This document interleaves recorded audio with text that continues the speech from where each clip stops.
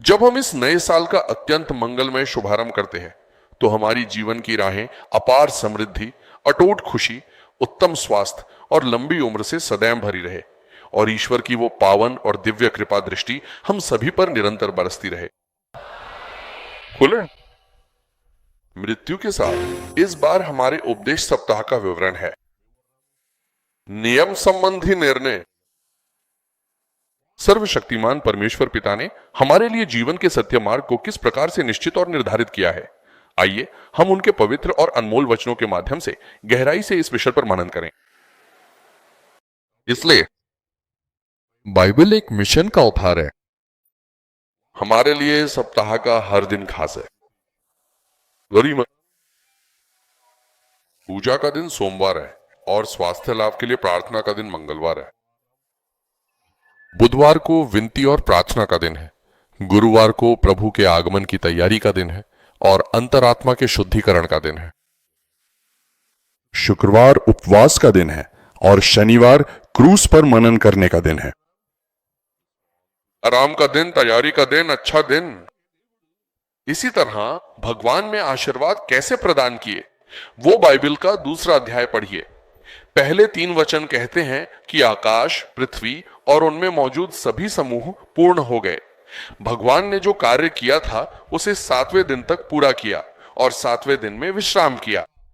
अपना सारा कार्य पूरा करके भगवान ने 7वें दिन विश्राम किया। क्योंकि उन्होंने 7वें दिन विश्राम किया, इसलिए भगवान ने उस 7वें दिन को आशीर्वाद दिया और उसे पवित्र किया, क्योंकि उसी दिन भगवान ने विश्राम किया था। जो कुछ उसने बनाया और रचा था, उन सब कामों से वो विश्राम में आया।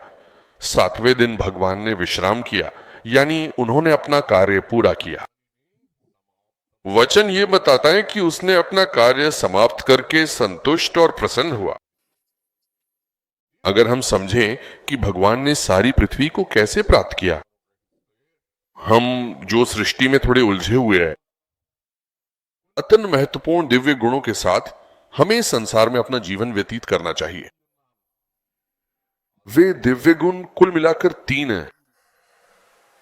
अगर आप 3 मिनट ठहरे रखें तो मैं उन्हें बताऊंगा।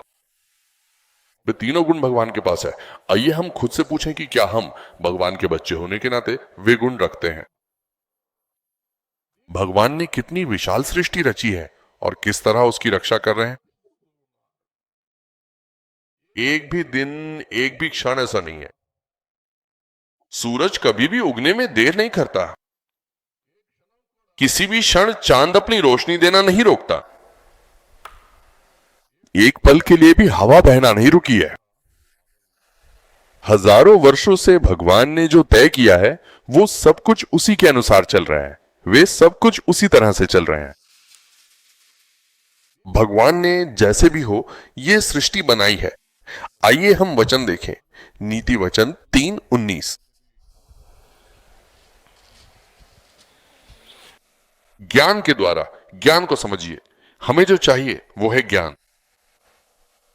यहोवा ने ज्ञान के द्वारा पृथ्वी की स्थापना की। यहोवा ने पृथ्वी की स्थापना की। विवेक और समझदारी के द्वारा उसने आकाश को स्थिर किया। नीति वचन 24:3। ज्ञान के द्वारा ही घर का निर्माण होता है। ध्यान दीजिए, जैसे इस सृष्टि ज्ञान से रची गई थी,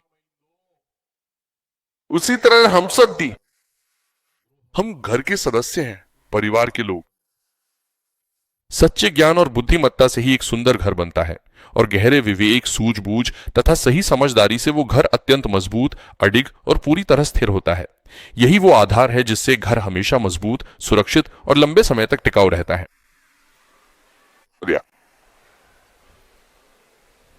दिव्य बुद्धि और समझ के माध्यम से उसके जीवन के अंतर मन के कक्ष कीमती, अत्यंत सुंदर और हर प्रकार की सुख समृद्धि से पूरी तरह से परिपूर्ण हो जाते हैं। सच्चा ज्ञान, गहरा विवेक और श्रेष्ठ बुद्धि। ज्ञानी व्यक्ति बलवान रहता है। बुद्धिमान व्यक्ति शक्तिशाली बढ़ लेता है। आज आया, हम सब ने पढ़ा, जो भी बताया सबको माफ करें। ज्ञानी व्यक्ति बलवान रहता है, जो नहीं जानता वो शक्तिशाली नहीं रहेगा। तो हमें क्या चाहिए बताइए? ज्ञान और बुद्धि। इसीलिए अब लिखते हैं, चाहे जितना भी ज्ञान हो, अगर तुमने गलत किया, मेरे प्रिय बेटा, अगर तुम जीवन में अधर्म और असत्य के गलत मार्ग पर आगे बढ़ते जाओ तो तुम्हारे पिता का समस्त ज्ञान और उनकी शिक्षाएं भी तुम्हारे लिए व्यर्थ साबित होंगी। मेरा भी आ गया बेटा। ठीक है, मसीही लोगों को कैसे होना चाहिए? वे ज्ञानवान, बुद्धिमान और विवेकशील होने चाहिए। इतनी महान सृष्टि को रचने, बनाने, तय करने, निर्देशित करने और चलाने वाला परमेश्वर। मैं कितना बुद्धिमान हूं क्योंकि मैं उसी का बेटा हूं। आपको यह सोचना चाहिए कि आप उसकी बेटी हैं। हमें यह मानना चाहिए कि हम उसके बेटे हैं। सर्वज्ञानी परमेश्वर के बेटे या बेटी के रूप में क्या मैं बुद्धिमान हूं या अज्ञानी हूं, यह ज्ञान मुझे होना चाहिए। ऐसा सोचकर किसी व्यक्ति को देखकर, अगर हम ज्ञानहीन हैं तो ज्ञान के लिए हमें किसके पास जाना चाहिए? अगर आप किसी से पूछें तो याकूब के पत्री में लिखा है कि वो ईश्वर उदारता से देता है। क्या करना चाहिए? बिना संदेह के मांगना चाहिए। बहुत अच्छा, वो उदारता और समृद्धि से प्रदान करता है। और सबसे मुख्य ना वचन यिर्मयाह 10:12, उसने अपनी शक्ति से, उसने अपनी शारीरिक और मानसिक शक्ति के माध्यम से पृथ्वी की रचना की। पृथ्वी की सृष्टि के अपने ज्ञान से उसने सच्चे ज्ञान और बोध के माध्यम से ही थोड़ा सा स्थापित किया। संसार की स्थापना की। अपनी बुद्धि से अपनी बुद्धि से आकाश को विस्तृत किया। आकाश को फैलाया। 3 बातें, शक्ति, ज्ञान, बुद्धि। मैं बता रहा हूं, शक्ति, ज्ञान, बुद्धि आपके लिए। एक और वचन मैं पढ़कर सुनाऊंगा। उसने अपनी शक्ति से पृथ्वी की सृष्टि की। उन्होंने अपनी बुद्धिमत्ता से संसार की स्थापना की। उन्होंने अपने ज्ञान से आकाश को सुशोभित किया। उन्होंने अपना परिचय अच्छे से दिया। ईश्वर सबसे पहले महान है। यिर्मयाह 51, बिंद्रा। मेरे जीवन के साथ उन्होंने अपनी शक्ति से पृथ्वी की रचना की। उन्होंने अपनी बुद्धिमत्ता से संसार की स्थापना की। अपनी बुद्धिमत्ता से उन्होंने आकाश को विस्तृत किया। यही बात फिर से कही गई है। संदर्भ बदल गया है लेकिन विषय वही है। मिलान करके देखिए, उस 1012 में क्या है, 5115 में भी वही बात है। ध्यान दीजिए, शक्ति के द्वारा सामर्थ्य प्राप्त होता है। ज्ञान के द्वारा ईश्वर ने योजना दिखाई, किस चीज का निर्माण कब और कैसे किया जाना चाहिए, इसे कैसे भरे, स्थापित करने के लिए कैसे। ज्ञान, ताकत, बुद्धि। ईश्वर अपनी बुद्धि के माध्यम से संरचना, टिप्पणी। स्वयं भगवान जॉब से बात करते हुए, अय्यूब अत्यधिक पीड़ा से कराहने और व्याकुल होने लगा, दर्द का अनुभव करते हुए। ना तो रो पा रहा है, ना चिल्ला पा रहा है, ना मर पा रहा है। जब वो तड़प रहा था, 4 दोस्त आकर अय्यूब से बहस करने लगे। दुख में उसे सहारा देने के बजाय वे अय्यूब से बहस ही करते रहे। एलिफज, बिल्दद, सोफर और हू, वे बहस कर रहे थे। भगवान सुनते ही जा रहे थे, सुनते ही जा रहे थे। 38वें अध्याय में अचानक भगवान प्रकट होते हैं। जैसे हम बचपन में सोचते थे ना, सुनते सुनते आंखें कर काटते। सुनो जरा, आखिरकार मुझे ये बताओ कि तुम लोग कौन हो, तुम्हारा असली उद्देश्य और लक्ष्य क्या है, और तुम ये किस प्रकार की अजीब और रहस्यमयी बातें कर रहे हो। ये सारी बातें भगवान ही कहते हैं। फटकार ले जाते हैं बहस करने वालों सा। न्याय अन्याय की बातें नहीं करते। भगवान कहते हैं बैठ जाओ, उनसे बात नहीं करते। जब वे सुन रहे होते हैं तब भगवान अय्यूब से बात करते हैं। भगवान अपने भक्त से बात करते हैं। क्या कहते हैं? अध्याय 38 से 41 अध्याय घर जाकर देखे ना। हे मानवो, भगवान की जो मेरी शक्ति, मेरा बल, मेरा प्रभाव, मेरी पराक्रम है, क्या तुम्हें कुछ भी अलग पता है या तुम मूर्ख हो? उस बुद्धि और ज्ञान की विशाल का जो मेरे ज्ञान और समझ में है। अनमुत विशालता। क्या आप में से किसी को भी थोड़ी सी भी सेवा करने की इच्छा होती है, चाहे वो सिर के बराबर ही क्यों ना हो? आपसे क्या होने वाला है? भगवान कहते हैं मेरे कारण सब कुछ है, लेकिन तुम्हारे कारण ही है। घर जाकर पढ़िए, उसमें खास तौर पर दोनों में से कोई भी आए। चलिए एक उदाहरण के लिए हम देख लेते हैं। 3845। जब मैंने पृथ्वी की नींव रखी। आप कहां से हैं? अगर तुम्हें थोड़ी भी समझ है तो मुझे बताओ कि तुम कहाँ हो। अभी भी आपका जन्म कब हुआ था?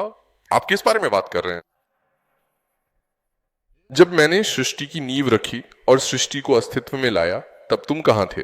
तुम्हारे जीवन का कोई नामो निशान भी नहीं था, लेकिन मैं तब भी था। मैं मौजूद था। मैं हमेशा रहने वाला हूं। ईश्वर अनंत है, हमारे जैसा नहीं। जिस ईश्वर को जन्म और मृत्यु नहीं है, वो अनंत है, आदि और अंत से रहित अनंतता। यही ईश्वर का स्वभाव है। आज तुम मुझे सुन तो गए। तुम्हें जो कुछ ही पता है, उसका माप किसने तय किया है? उसका माप किसने तय किया है? मुझे बताओ। बताओ, तुम्हें क्या पता? बताओ। पृथ्वी कितनी होनी चाहिए, कितनी लंबाई होनी चाहिए, कितनी चौड़ाई होनी चाहिए? क्या तुम्हें पता है? बताओ। पृथ्वी का माप किसने नापा, क्या तुम्हें पता है? मैं ही वो हूं जिसने समय को निर्धारित किया है। समय मेरी मुट्ठी में है। पृथ्वी की माप की डोरी मेरे हाथ में है।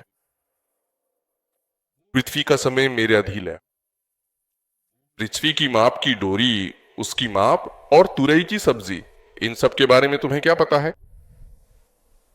बैंगन की सब्जी के बारे में तुम्हें क्या पता है? ऐसा कौन कहता है, बताइए? ईसा। अय्यूब 29:22-27। गरुड़ बैरोड़, तेरे आदेश का पालन करके तेरी बात सुनकर आकाश की ऊंचाई पर पहुंचता है। आकाश की ऊंचाई पर उड़ने वाला वो पक्षी, क्या वो तेरे कहने से उड़ता? ऐसा कहता है भगवान। क्या वो अपना घोंसला ऊंची जगह पर बनाता है? क्या तेरी बात मानकर वो अपना घोंसला, तो क्या वो 10 जगहों पे घोंसला बनाता है? घोंसला बनाकर क्या वो बार बार घोंसला बनाता है? उड़े या ना उड़े, आखिरकार हर पक्षी तेरी बात मानता है। असल में तेरी सारी शक्ति यही है। असल में तू खुद की बात। जब हमारा भगवान सवाल रहता है। ये चारों अय्यूब जी हैरान रह गए, स्तब्ध हो गए और चुपचाप खड़े रहे। भगवान के सामने महान कीर्ति की धारा के सामने वे बस खड़े रहे, लेकिन एक भी शब्द उन्होंने दोबारा नहीं बोले। लेकिन हम कितनी बार हम सोचते हैं उसे क्या पता, मेरी जिंदगी के बारे में उसे क्या मालूम। क्या कभी तुमने कहा है मुझे नहीं पता या मुझे समझ नहीं आता? तेरे कार्य कितने प्रकार के हैं यहोवा, तेरे कार्य कितने प्रकार के हैं। तूने अपनी बुद्धि से उन सबको बनाया है। तूने जो कुछ भी रचा है उससे पृथ्वी भर गई है। धरती उससे भरतू है। हे भगवान, कितनी सारी चीजें हैं। संत यूहन्ना जी महाराज स्पष्ट रूप से कह रहे हैं कि इस संसार में उसके बिना कुछ भी संभव नहीं है। सब कुछ रचने वाला भगवान है, सब कुछ चलाने वाला भी वही है, इसलिए उसे भगवान कहते हैं। तुम्हारे स्वर्गीय पिता की इच्छा के बिना तुम्हारे सिर का एक बाल भी नहीं गिर सकता। हमें अपने सिर के बालों की गिनती भी नहीं पता, लेकिन किसे पता है? हमारे लॉकर में कितने पैसे हैं ये भी हमें नहीं पता, लेकिन किसे पता है? सर्वजानी भगवान। इसलिए यहां तुमने अपने कार्यों को ज्ञान से, अपनी बातों को बुद्धिमानी से स्थापित किया। ग्रीक में मास्ट का अर्थ है बुद्धिमत्ता से, विशेषज्ञों के साथ बहुत कुछ, कुशलता से। तुमने पृथ्वी को कुशलता से बनाया। भगवान ने भी इसी तरह पृथ्वी को बनाया, कहो गहरी कुशलता से। अद्वितीय ज्ञान। भगवान के सामने हमारे पास कौन कौन सी कुशलताएं हैं, ये सोचें, सोचिए। क्या आपको गाने की कला आती है? क्या आपको सिलाई का हुनर आता है? क्या आपको प्रार्थना करने की कला आती है? क्या आपको घर बनाने की कला आती है? क्या आपको बच्चों को कोई बात अच्छे से समझाने की कला आती है? क्या आपको बच्चों को अपनी ओर आकर्षित करने की कला आती है? क्या आपको अपना घर व्यवस्थित रखने की कोई कला आती है? निश्चित रूप से भगवान अत्यंत महिमामय और परम विवेकशील तथा सर्वज्ञ है। क्या हमारे पास है? क्या होना चाहिए या नहीं? तुमने क्या संजो कर रखा है? मास्टर कारीगर। वह महान शिल्पकार, रूपों का महान साजक। That is it. इसलिए भगवान अपनी महान कुशलता के पारा, अपनी मित्रवत बुद्धि के लारा। क्या आपने ध्यान दिया? ये घास के तिनके में भी होता है। बताइए अब मेरे साथ। बालों पर पत्ते में भी निपुणता होती है। बताइए। छोटी छोटी चीजों में भी क्या होता है बताइए। अब मेरे साथ कभी कभी मैं सोचता हूं, हे भगवान, तुम हमें क्या क्या दे रहे हो? हे भगवान, मान लीजिए हम सोच गए, हम जो उपयोग करते हैं, घास, चारा, जो भी खाते हैं, वो हमें दूध देती है। हम जो जमीन में डालते हैं वो ऊंचाइयों में होता है, वो मिलके फसल बनती है। ये कैसे हुआ सर? सूरज में है सार, बारिश में है सर, हमारे अंदर है निस्सार। इसलिए सूरज की धूप जब जमीन पर पड़ती है तो अपने आप उसमें सार आ जाता है। हम कोई नहीं है, हम बस बीज बोते हैं। कितनी दुर्भाग्यपूर्ण स्थिति है कि हम सब मिलकर ऐसे गाने गा रहे हैं कि अब तो बीज भी नहीं बो रहे हैं। अगर खुद उगाकर खाओ तो 1000 एकड़ चाहिए। यहां के खेत अत्यधिक उपजाऊ और उत्तम कृषि योग्य भूमि है। ऐसी जमीन जहां 3 फसल योग्य हैं, सब्जियां, साग पत्ते, कितना फिर खान खुद उगाकर खाओ आंटी। हम कहते हैं कि हम पैसे जमा करेंगे, भगवान जैसी समझदारी। देखा आपने, हम प्रार्थना नहीं करते हैं। यही इन विपत्तियों का कारण बनता है। ध्यान दीजिए। भगवान कहते हैं तुम क्या कर सकते हो। आइए ईशा सुनते। अध्याय 40। बाघ। इसी तरह आइए 28 भी पढ़ता है। अपने नगर में, अपने पुराने नगर में जल को मापने वाला कौन है? जल को मापने वाला कौन है? बुद्धि से आकाश को मापने वाला कौन है? समझदारी से आकाश की माप की डोरी देखने वाला कौन है? पृथ्वी की मिट्टी को माप के पात्र में रखने वाला कौन है? माप के पात्र में डालने वाला कौन है? तराजू से पर्वतों को तौलने वाला कौन है? तराजू से पर्वतों को तौलने वाला कौन है? वजन से पहाड़ों को तौलने वाला कौन है? वजन से पहाड़ों को तौलने वाला कौन है? क्या तुम्हें पता नहीं चला? क्या तुम्हें पता नहीं चला? क्या तुमने नहीं सुना? क्या तुमने नहीं सुना? जिसने पृथ्वी के छोरों की सृष्टि की वो यहोवा है। जिसने पृथ्वी के छोरों की सृष्टि की वो यहोवा है। देखो वही परमेश्वर है। वो परमेश्वर जो थकता नहीं ना ही कभी कमजोर पड़ता है। वो कभी थकता नहीं ना ही थकावट महसूस करता है। उसके ज्ञान को खोजना असंभव है। उसके ज्ञान को खोजना असंभव है क्योंकि वो परमेश्वर है। ये माप से परे है। परमेश्वर को कोई पकड़ नहीं सकता। परमेश्वर को मापा नहीं जा सकता। बोलिए तो ये नहीं, मजे से थोड़ी देर बैठते हैं। क्या सोच रहे हैं बताइए। जो मोजा मैंने लिया था कितने मीटर का है मुझे नहीं पता। जो पैंट मैंने पहनी है कितने मीटर की है मुझे नहीं पता। खरीद लेना ही काफी समझना, देखभाल करना। आप बताइए, आप जो साड़ी पहने हैं क्या आपको पता है वो कितनी मीटर की है?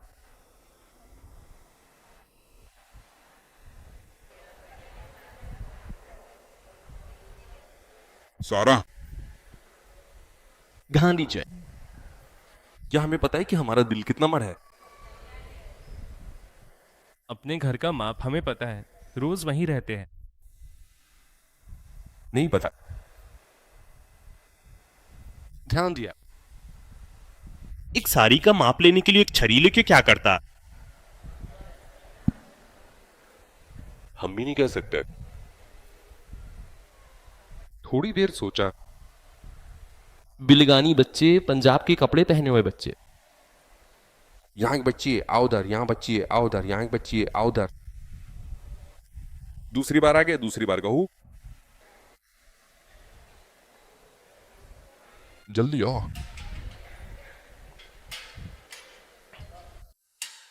माँ की बात है। असल में 2 माँ, आप 4 लोग हैं। और कौन कौन है? लड़कियां, शादीशुदा लड़कियां, लड़कियां। जल्दी आओ, जल्दी आओ, जल्दी आओ। देखिए विजय अम्मा जी, कोई एक चीज लेकर हलचलोला को दीजिए और कहिए कि शाला को दे दें। लड़कियों से कहिए कि अगर वे इसे अच्छे से इस्तेमाल करें तो शायद कुछ हो सकता है। दिखते हैं। बस 5 ही हैं, देखते हैं किसने सबसे अच्छा उठाया है। क्या कहते हैं? दिव्य।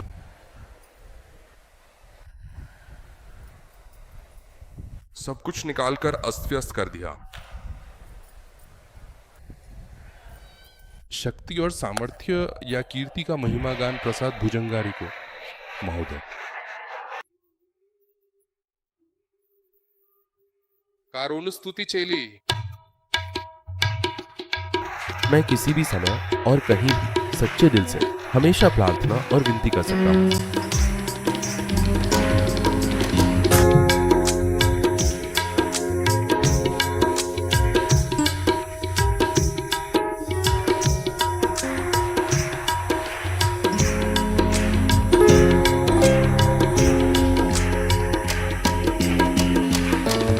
देखा आपने, मर्द लोग कपड़े तह नहीं करते, लेकिन ये कंबल कितनी अच्छी तरह तह करती हैं। कितनी सुंदरता से तह किया है, देखिए इस लड़की को। देखा आपने? तुम्हारे जितना समय कोई भी नहीं हिलाता है।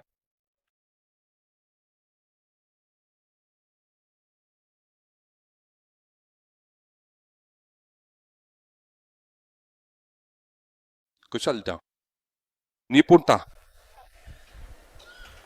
मालूम। कम से कम। अब इसके अलावा आपको और क्या विशेष बात कहनी है? कृपया विस्तार से, विस्तार पूर्वक बताइए ताकि मैं सब कुछ अच्छी तरह समझ सकूं। क्या कहना चाहिए? क्या बोलना चाहिए?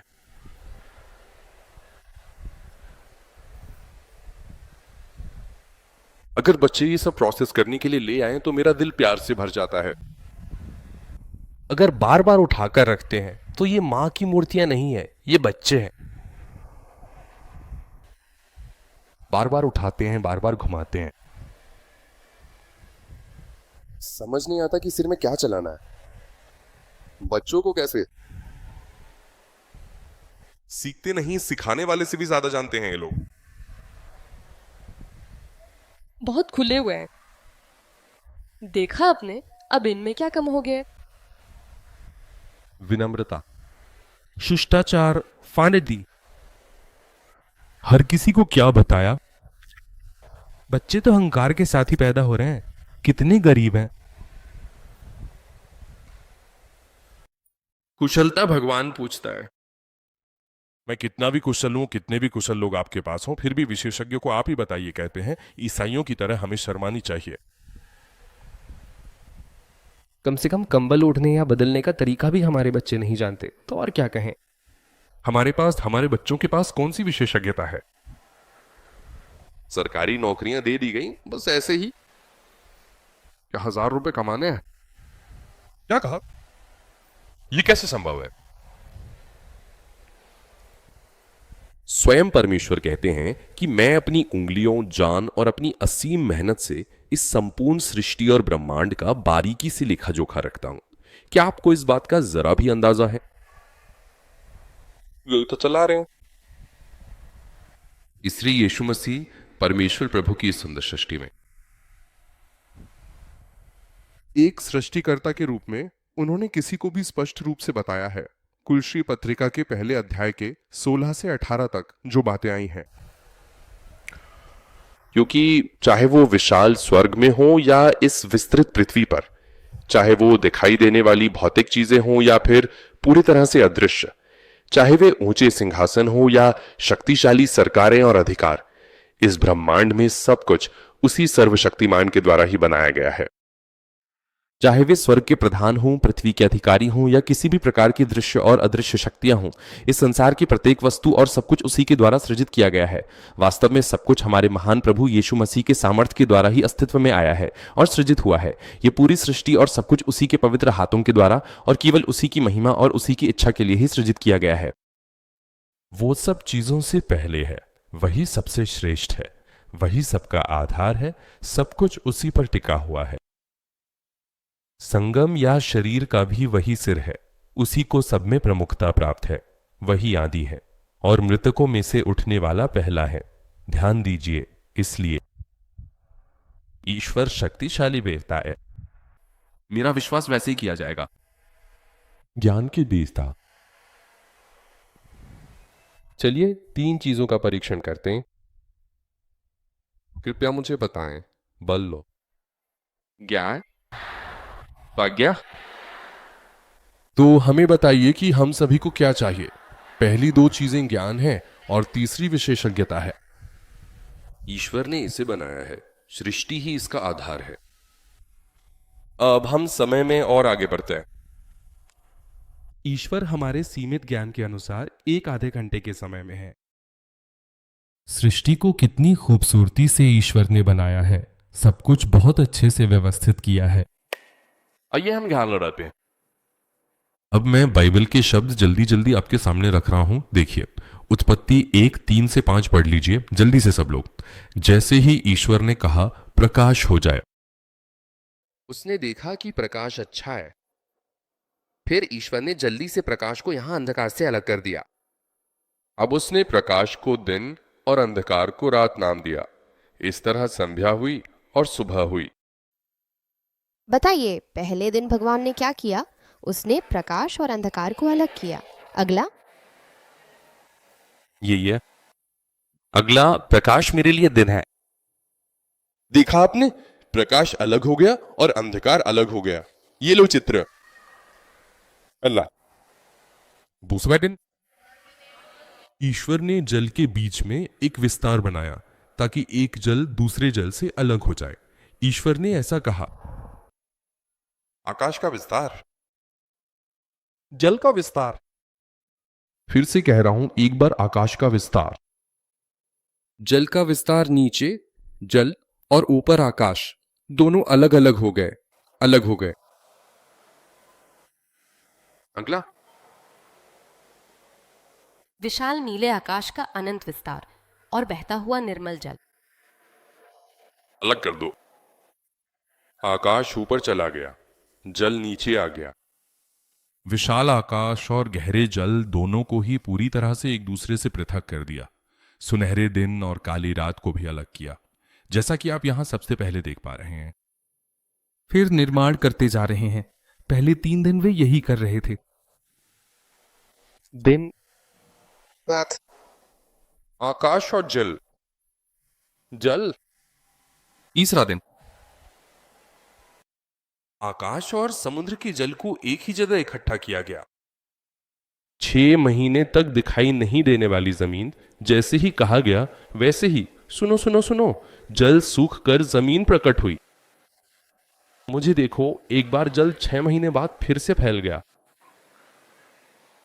अब अगली बार नीचे के जल को रखो। उन्होंने जमीन को प्रकट किया। दिन, रात, आकाश, जल, जल, जमीन। अब सब लोग मिलकर कहो, सर आपने मेरे लिए एकदम इसी तरह से पूरी मेहनत के साथ दिन और रात को अलग किया। आकाश दूसरा दिन, जल, जमीन। ये अलग करने का काम है।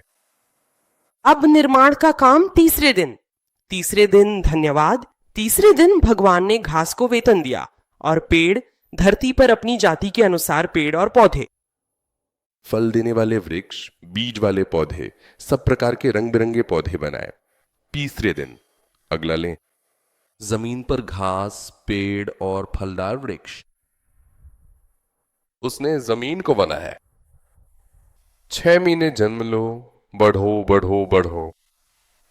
6.5 महीने का जो है पेड़ और कंद, फलदार वृक्ष और घास। हनीमून मूड खत्म हो गया। 4 एक और भाग, ये 31वां भाग, ये तीसरा चरण। और 3। चलिए अगला चरण देखते हैं। अगला, भगवान। दिन के उजाले के लिए सूर्य। रात का शासन करने के लिए चंद्रमा को बनाया। बाइबल पढ़ने के बाद अगला देखा क्या? पहला दिन सुनिए, कृपया सुनिए। पहले दिन दिन था। अंधेरा, रोशनी और अंधेरा। रोशनी के लिए प्रभारी सूर्य। अंधेरे के प्रभारी चंद्रमा। रोशनी। सूर्य, तुम आओ और रोशनी के लिए तुम ही बॉस हो। अंधेरे के प्रभारी तुम हो, तुम ही पास हो। सूर्य और चंद्रमा। रोशनी के बारे में शुरू में ही बताया गया था। अंधेरे को चंद्रमा ने ढक दिया, ऐसा बताया गया। अगला 5वां। पानी में जीवों को भरपूर जन्म लेने दो। पक्षी धरती पर और आकाश में फैल जाए। कौवे की बोली देखा आपने? अगला और बेहतर। आकाश के पक्षी। जलकर जी। सुनिए, आकाश की फिल्म में। सुनिए सुनिए, कृपया सुनिए। आकाश में उड़ने के लिए, धरती पर फैलने के लिए। उड़ती है। धरती पर अंडे देती हैं, बच्चे देती हैं, बच्चों को पालती हैं, फैलती जाती हैं। आकाश की विशालता के बिना बताई है। धरती विशालता को फैलाओ। आप लगातार उड़ नहीं सकते, उड़कर उड़कर खाना लाओ। धरती पर फैल जाओ। मछलियां, तुम जल में ही रहो। पानी के बाहर तुम्हारा जीवन है। पानी में ही फैलो, पानी में ही रहो। कितना महान ईश्वर है, सब कुछ एक ही सप्ताह में, हेर फेर से। ईश्वर जिसने सृष्टि को खाई बा। अमिया 6 लोग और सभी जीवित प्राणी अपनी अपनी जाति के अनुसार। उन्होंने पृथ्वी पर सभी जानवरों की रचना की। सदा इन सभी पर उनके साथ शासन करने के लिए मनुष्य को भी बनाया रहा। अगला, जानवर, कीड़े। इसी को भरने वाले बनाए। अज्ञा। अगला। देखा अपनी ही छवि और स्वरूप में स्त्री और पुरुष दोनों का रचा। छठे दिन जीव। जीव का संक्षेप दिया। मनुष्य को बनाया। बताओ जीवों को, कहकर संकेत किया। मनुष्य ने हमें क्या देखा? शायद मिट्टी से बनाया। औरतों को देखिए कितनी अच्छी हैं, ये हड्डी हमने आपको दी, आप हैं, नहीं तो आप होते क्या? हम तो शुरू से ही समर्पित हैं, आप ही कंजूस हैं, आप ही स्वार्थी हैं, हमें तो शुरू से कुछ भी नहीं चाहिए, कोई स्वार्थ नहीं है।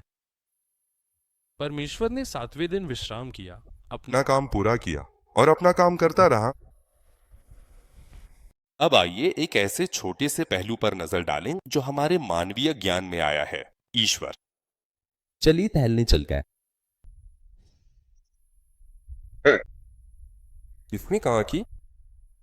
आप भी गहरी सांस है। कहिए सर, 7वां दिन क्या है? स्ट्रॉन्ग, आराम, गपशप, सांभर, बुढ़िया। अगला। इसे आपको समझना चाहिए। पहला दिन सृष्टि की रचना, आकार। ये कुल 141 पंक्ति है। 251 पंक्ति, 36, एक जोड़ी,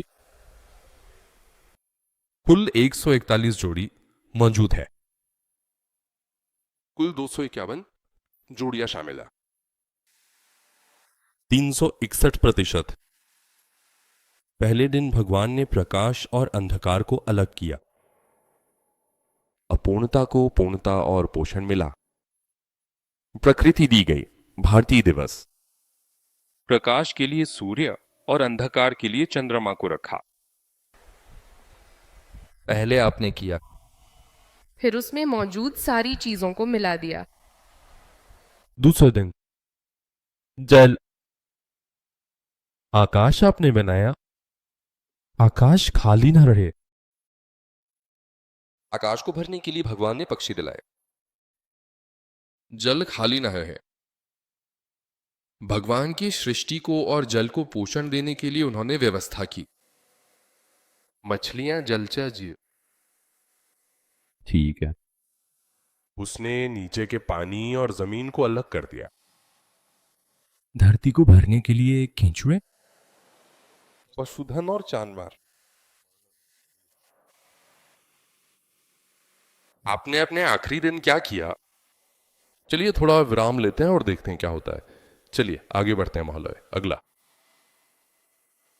14 क्रॉसमी। अंधेरा, 4 सूरज और चांद की जोड़ी। अगला। 25 जल, आकाश, आकाश, पक्षी और जल प्रकट हुए। समाप्त, पूरा हुआ। अगला। जल और भूमि। भूमि का शासन करने के लिए, भरने के लिए पशु, जानवर और मनुष्य। थोड़ा बहुत हमारी मानव बुद्धि को समझ में आता है। थोड़ा सा। ज्ञान का अंश, विवेक का अंश, ये बुद्धिमत्ता है।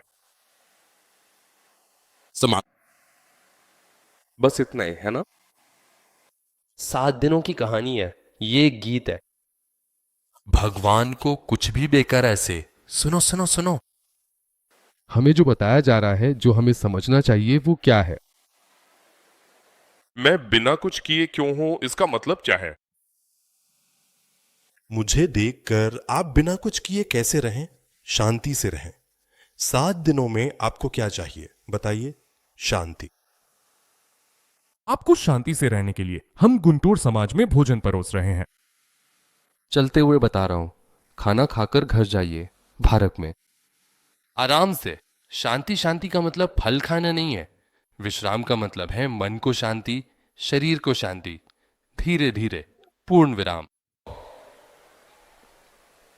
इसी है।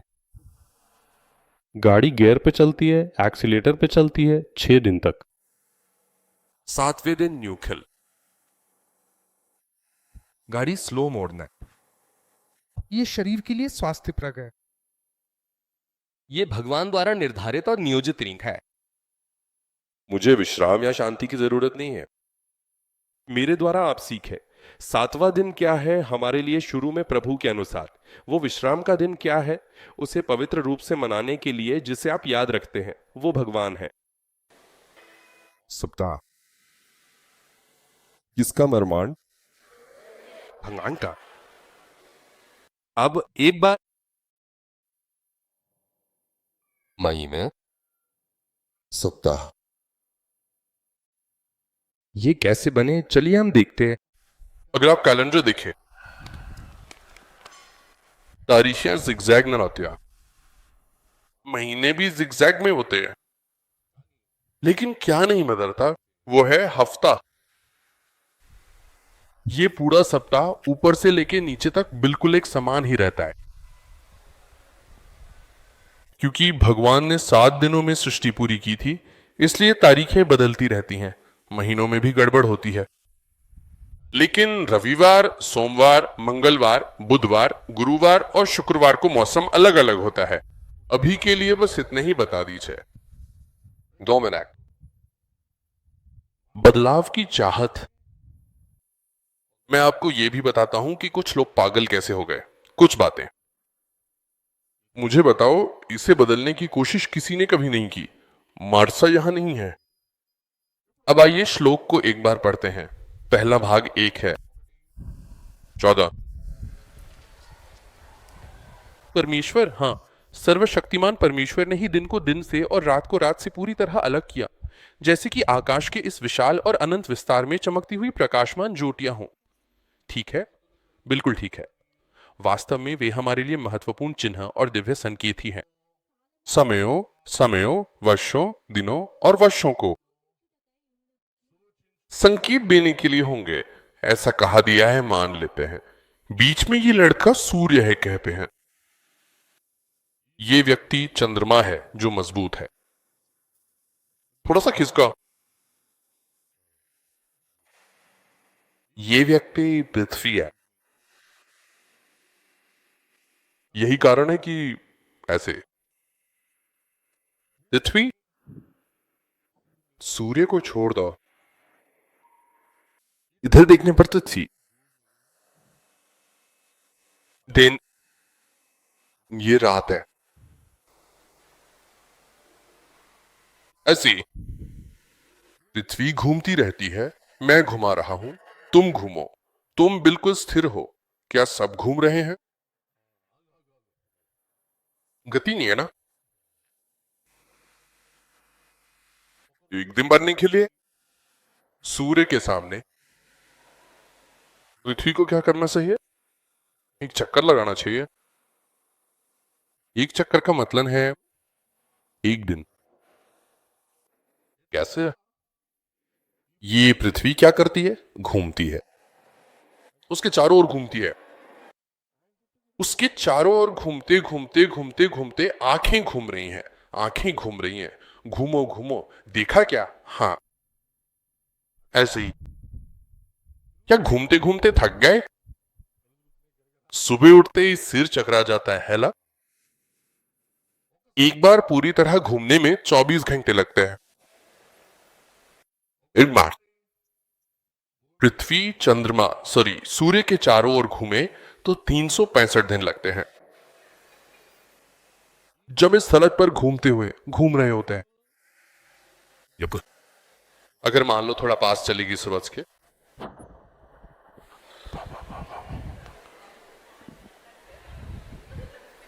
गर्मी के मौसम में सर थोड़ा पास जाओगे तो थोड़ा जल जाओगे। फिर मान लो थोड़ा पीछे आ गई सड़क पर घूमते हुए।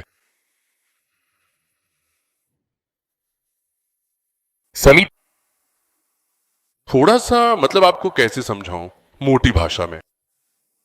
ऐसी पृथ्वी, चंद्रमा, ये भी गोल गोल घूमता रहता है। गोल गोल घूमते रहे। ये क्या करता है? ये पृथ्वी के चारों ओर घूमता है।